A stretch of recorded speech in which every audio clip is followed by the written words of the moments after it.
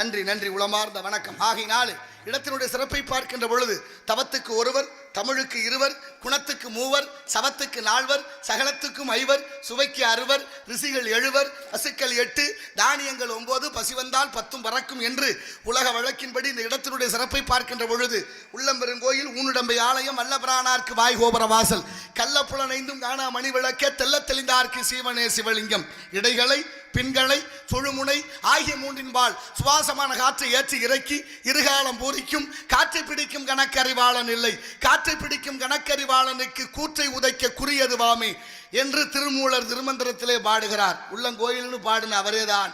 இடைகளை பின்களை சுழுமுனை ஆகிய மூன்றின்பால் இந்த சுவாசமான காற்றை 21,600 மூச்சு விடுகிற இழுத்து. அப்படிப்பட்ட மூச்சு எப்பொழுது வேகமாக இயங்குகிறது என்றால் கோபப்படும் போது வேகமாக போகுது மூச்சு, ஓடும்போது மூச்சு இறக்குது. அதுபோல இல்லறம் ஈடுபடும் போது கணவன் மனைவி இடத்திலே மூச்சு அதிகமாக வாங்குகிறது. இப்படியெல்லாம் அந்த மூச்சு காற்றை சேமிக்க சேமிக்க சேமிக்க ஆயுள் விருத்தி அடையும். அப்படி ஆயுள் விருத்தி அடைந்தால் கூற்றுவன் என்ற யமனையே எட்டி உதைக்கலாம் என்று மூச்சு பயிற்சி என்ற பிராண யாமத்தை சொல்லி வைத்திருக்கிறார் திருமூலர் திருமந்திரத்தில். அப்படிப்பட்ட காற்று வீணாக ஆக்கி விடாமல், ஆனால் இந்த உலகத்தில் காற்று இன்றியமையாத ஒன்று. அந்த இடத்தை பார்க்கின்ற பொழுது அழகான தத்துவங்கள் எல்லாம் இந்த நாட்டிலே உண்டு. 1008 கோயில் சிவன் கோயில், 108 கோயில் பெருமாள் கோயில், அத்தனை கோயில்களும் மன்னர் காலத்திலே கட்டியிருக்கிறார்கள். 108 பெருமாள் கோவிலும் நின்ற கோலம், அமர்ந்த கோலம், சயன கோலம், அப்படிப்பட்ட வைணவத்தையும் சைவத்தையும் கொண்டு இந்த நாடு நலம் பெற வாழ்ந்திருக்கிறார்கள் முன்னோர்கள். அதையெல்லாம் நாம் எடுத்துக்காட்டாக கடைபிடித்து இந்த ஆன்மீகத்தை கடைபிடிக்க வேண்டும். இந்த ஆன்மீகம்தான் மனிதனுக்கு நல்ல சிந்தனையை வளர்த்தது. அந்த ஆன்மீகம்தான் மனிதனுக்கு நல்ல பக்குவத்தை கொடுத்தது. ஆன்மீகத்தோடு சேர்ந்த பக்தி தான், இந்த பக்தி என்ற ஆன்மீகம்தான் மனிதனுக்கு நல்ல சிந்தனையையும் ஒழுக்கத்தையும் கற்றுக் கொடுத்தது.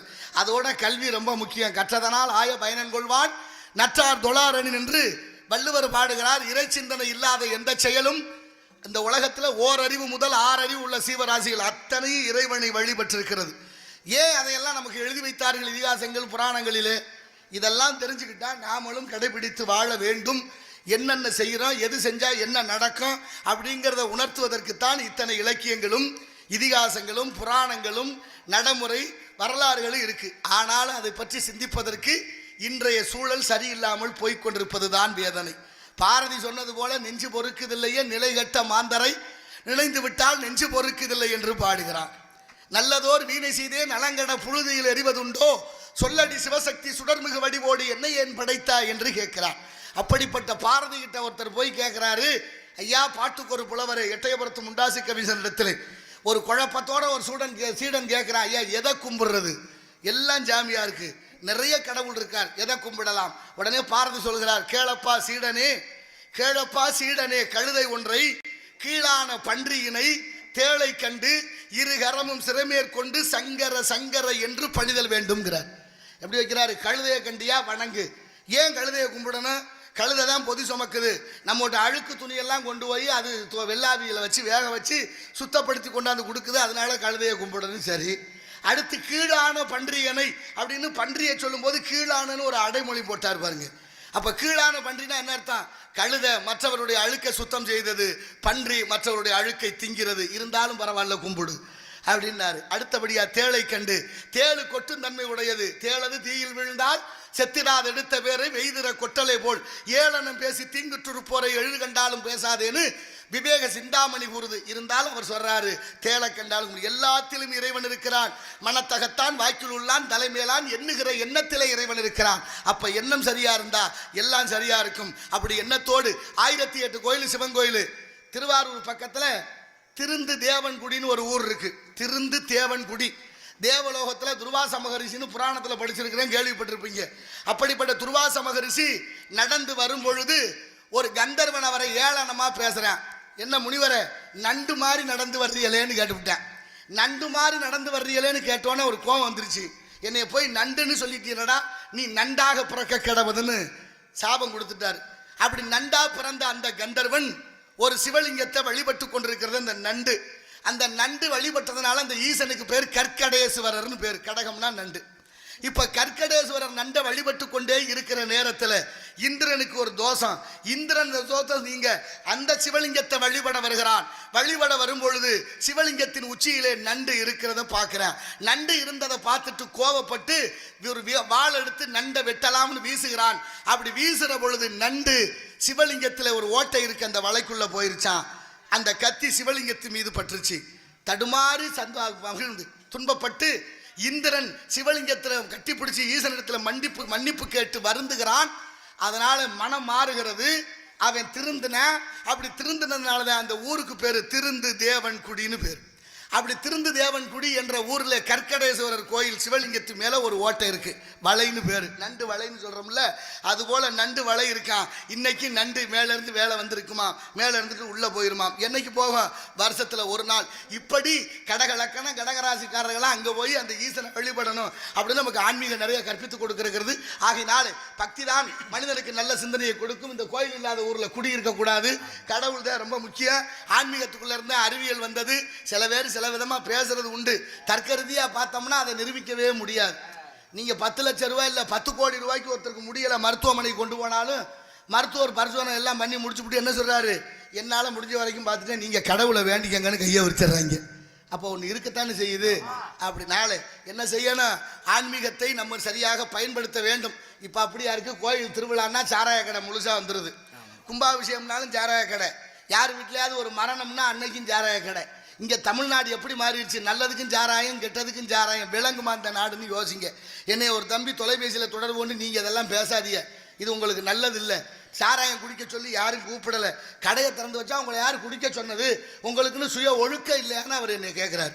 அதெல்லாம் நல்லா தான் இருக்குது. 25-30 வருஷத்துக்கு முன்னாலெல்லாம் ஊருக்குள்ளே 1-2 பேர் குடித்தாங்க.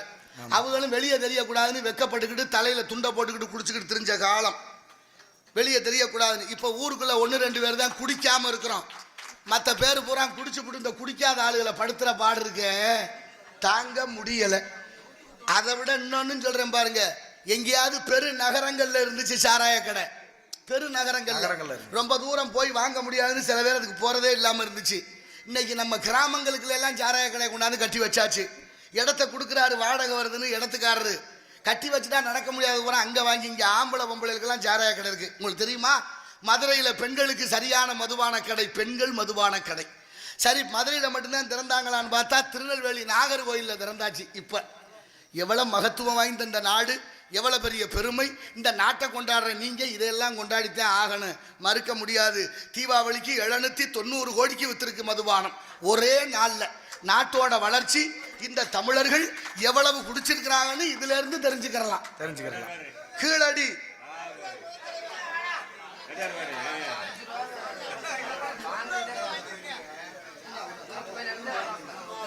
கொத்தனாரு குடியாரங்க சங்க தலைவர் அவர்கள் எனக்கு ரூபா 10 வழங்கியிருக்கிறார்.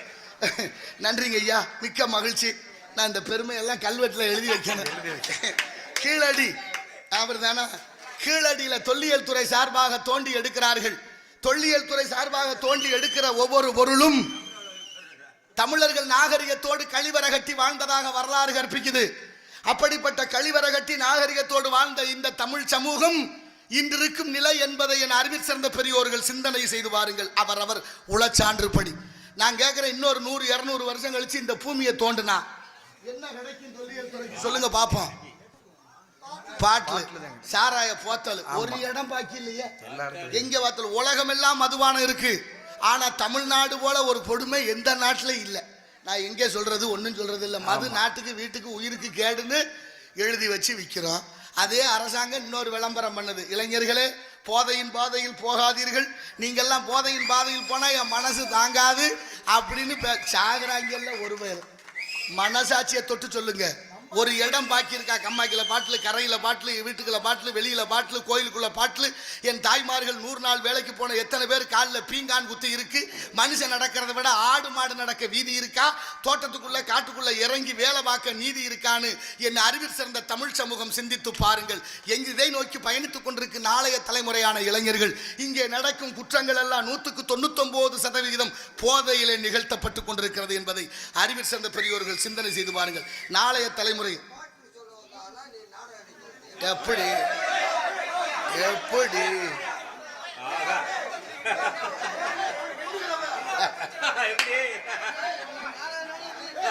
அப்படி சரி.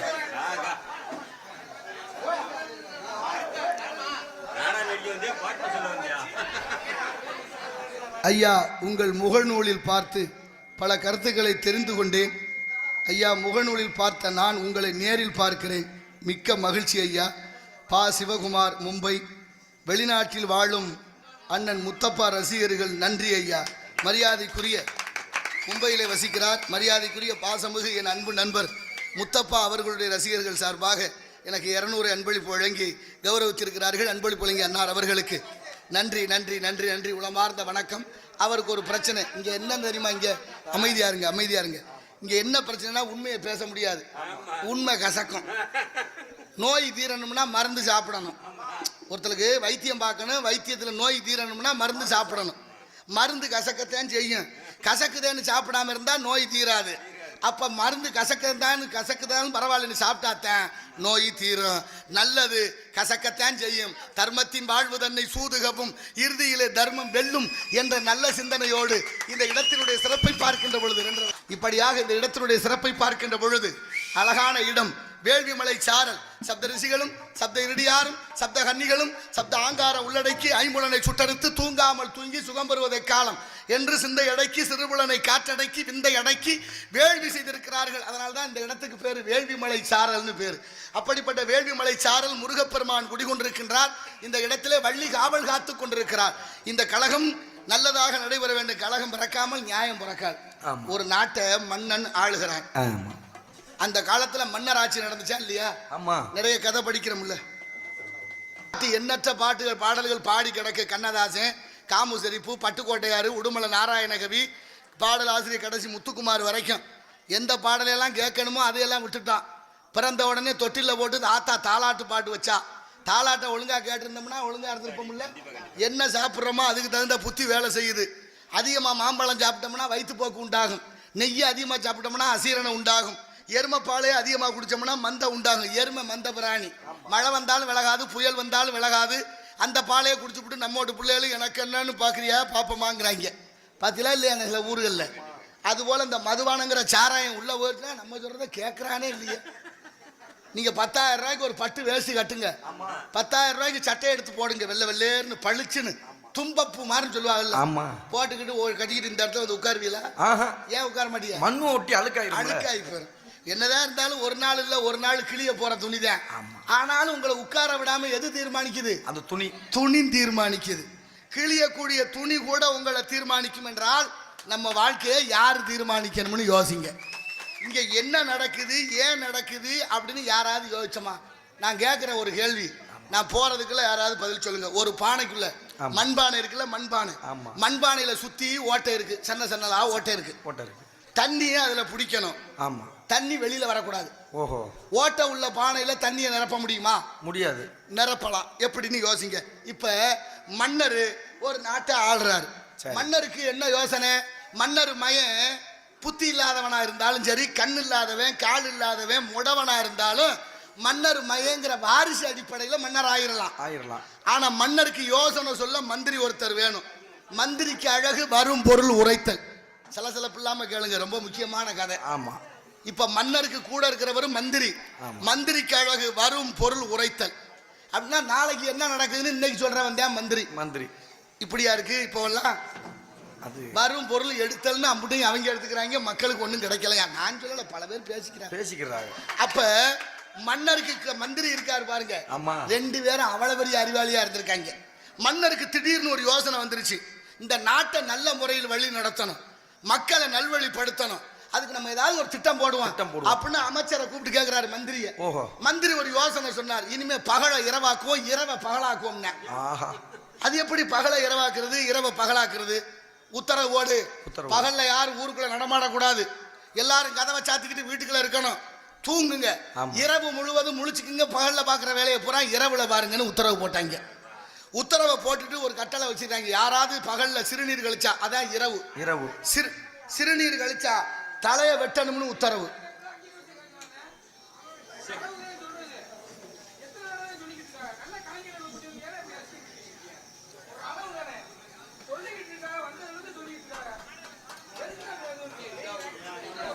அப்படி பகலை இரவாக்கி இரவை பகலாக்கியாச்சு.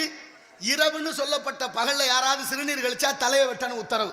யாராவது மலம் கழிச்சா 10 ரூபா காசு கொடுக்கணும் ரெண்டாவது உத்தரவு. ஆமா. அதே நேரத்தில் யாராவது பொண்ணு உள்ளே கெடுத்துட்டான்னா அவனுக்கு 100 ரூபா அவதாரம். 100 ரூபா அவதாரம். இப்படி ஒரு மன்னர் சட்டம் போட்டு நடைமுறைக்கு வந்து பகல்ல யாராவது சிறுநீர் கழிச்சா தலையை வெட்டணும் உத்தரவு.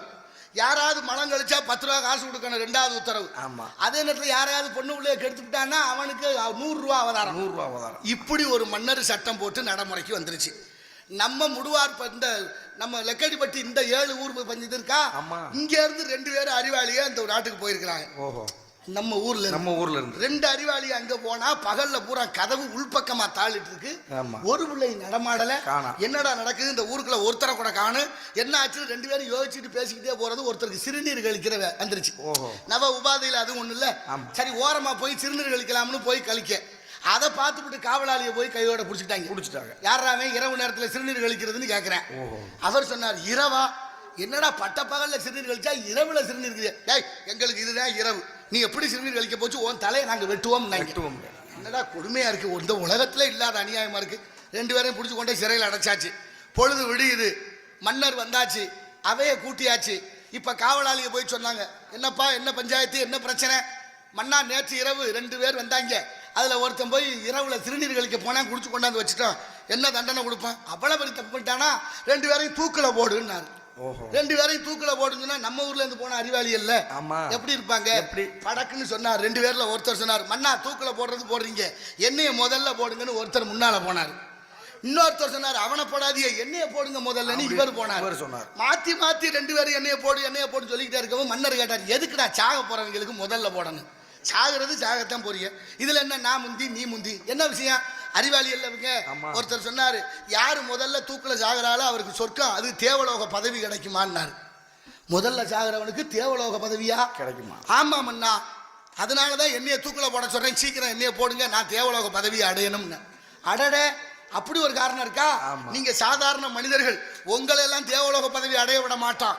நான் தான் தூக்குல போவேன், எனக்கு தான் தேவலோக பதவின்னு மன்னர். மந்திரி சும்மா இருப்பானா? அப்படி மன்னர் தேவலோகத்துக்கு இந்திரன் ஆயிட்டா நான் எப்படி இருக்க முடியும்? நானும் கூடவே இருப்பேன், என்னைய தூக்குல போடுன்னு அடுத்த ஆளு. இப்ப பார்த்தாங்க நம்ம ஊர் அறிவாளிய 2 பேரும் மன்னரையும் மந்திரியும் தூக்குல போட்டு நாடை அவங்க கைப்பற்றி சரி செய்தார்களாம். இப்ப யார தூக்குல போடலாம்னு நீங்க யோசிங்க. நமக்கு தேவையில்லை பெரிய இடத்து பொல்லாப்பு, அரமணை கோழி முட்டை அம்மிக்கல்ல உடை